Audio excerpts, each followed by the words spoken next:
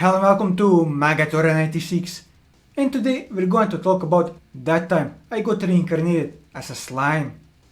Today's topic with the 3 female members of the Octagram. The wild dragon who despite her age acts childishly, the annoying fairy who has a hobby of building and managing labyrinths, and the vampire who built a religion around herself and can't stand it when the name of a certain manga-loving dragon is mentioned. I'm of course talking about Milim, Ramiris and Luminous. But before we start, here's the spoiler warning, as I'll be spoiling a lot of things in this video, so if you don't want to be spoiled, I would highly recommend that you go and read the light novel, as it is an enjoyable read. For everyone else, let's start with who Milim is. Milim Nava is the second seed demon lord of the Octagram. She is one of the strongest and oldest among all the other demon lords, known as the Destroyer, a demon lord with a threat level of catastrophe. Milim is a carefree individual who just wants to do something to stave off her boredom. At first glance, she is the most short-tempered and childish demon lord, and what the rest of the world considers common sense is completely lost on her. Calling her a kid or treating her like a weakling will arouse her anger or even cause her to respond with violence. However, this is just a facade, and when she is serious and stops playing around, then knowing her supposed personality might even be detrimental, as she can catch anyone who believes in that facade off guard, and she can in fact completely control her emotions when she intends to, and can also maintain a perfect poker face. Unless someone or something dear to her, like her pet dragon, is taken from her and killed, at which point calming her anger is not something that can be accomplished without any cost. She didn't have anyone she considered a true friend before she met Rimuru. She was merely looking for anything that could stimulate her and relieve her of the boredom, treating most of those weaker than her as mere toys. However, after she met Rimuru, she was shown many facets of entertainment that Rimuru City offered, and her violent temper mellowed a lot as a result. She considers Rimuru as her only true friend and her bestie. As for her past, she is the child of the true dragon Veldanav and Lucia. Milim grew up without ever seeing her parents' faces, with her pet dragon as her only friend, which Veldanav created with the intention of being a potential vessel for his reincarnation, which never came true, as the pet dragon was killed by a nation that was targeting Milim. In her anger, Milim destroyed the country and awakened as the second true demon lord.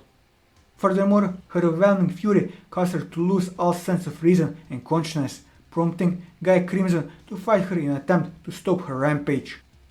That battle continued for 7 days and 7 nights, transforming the fertile lands of the west into a barren wasteland. Eventually, Ramiris, the Queen of Spirits, interfered in the battle to help calm Milim down. In the process, Ramiris was forced to absorb the magicolas and aura of Gaia and Milim, and required to regularly reincarnate and speed time as a childish fairy. But through her sacrifice, she was able to stop Milim's rampage. The 3 later became good friends and would regularly meet up and talk. Those meetings would later become the basis for the Walpurgis banquet. As for her abilities, Milim is one of the oldest demon lords among the Octagram and a genuine catastrophe class, one of the strongest beings in the world. She once fought Gaia Crimson for 7 whole days until Ramiris stepped in and managed to pacify her. As for her relationship with Rimuru, she and Rimuru became close friends over the course of her stay in Rimuru City. Shortly after her arrival, Rimuru gave her dragon knuckles to inhabit her power so she wouldn't hurt or kill anyone of his citizens accidentally. Milim considers Rimuru her bestie and her only true friend. Later, they became fellow demon lords of Octagram after Rimuru became a true demon lord. Milim sometimes ran away from her domain as she hates responsibility like ruling, to hang around with Rimuru and eat sweets in Tempest, as well as play the 4-player pseudo-multiplayer RPG via their dungeon avatars. Moving on to Ramiris.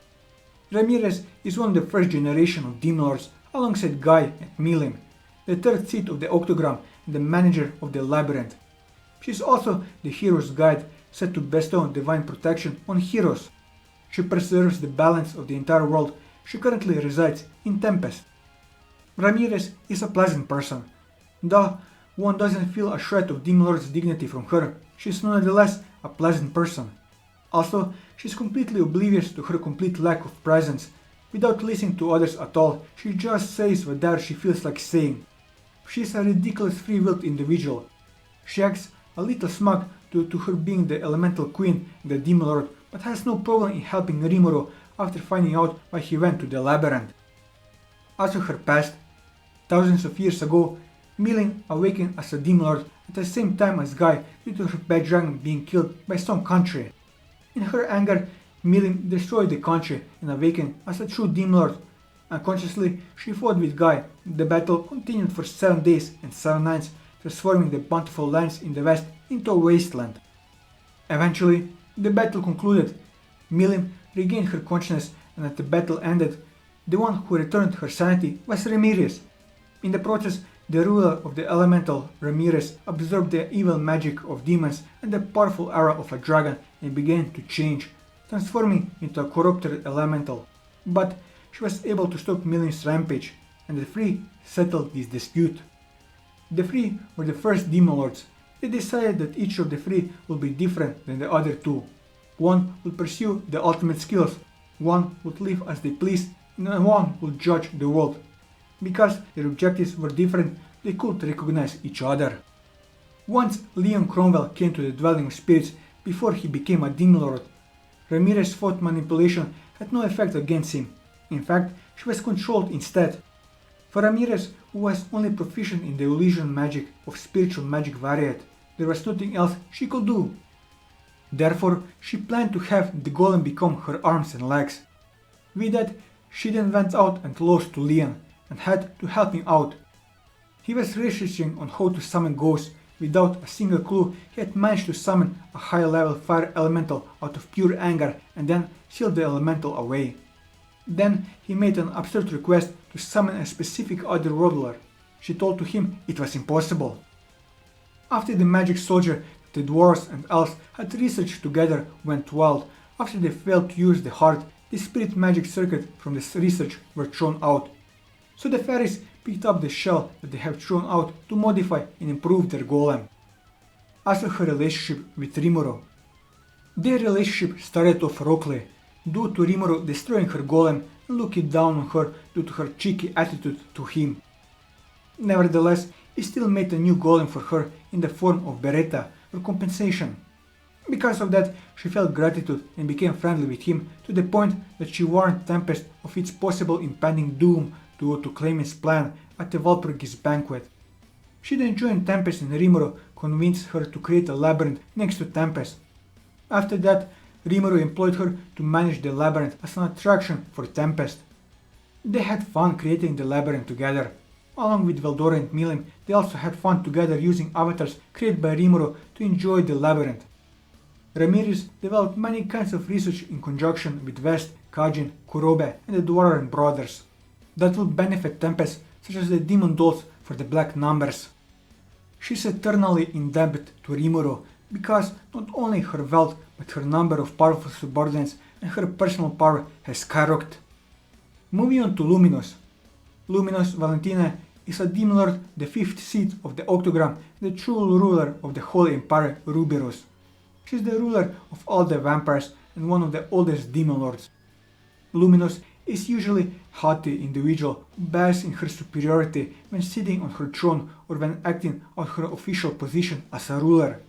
However, she has no problem with pretending to be a maid when it comes to hiding her true identity. She also enjoys classy food and entertainment so much that she asks for a musical exchange after watching the concert in Tempest's opening festival.